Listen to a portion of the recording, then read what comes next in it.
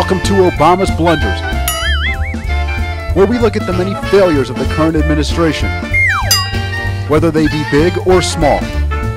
Today we look at the president's slightly indirect accusation that his opponent is a bull.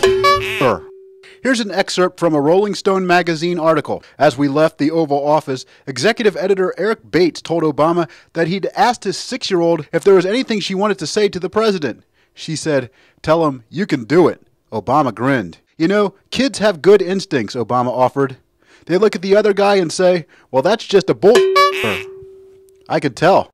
Now, wait 1 minute here. Let's look at Obama's record and we'll see who's the bull. Let's start with his closing statement at the last debate.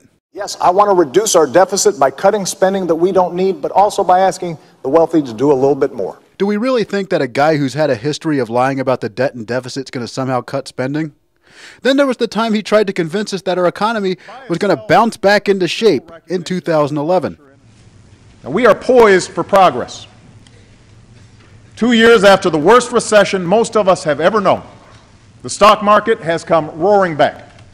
Corporate profits are up. The economy is growing again. Our economy has remained lukewarm ever since.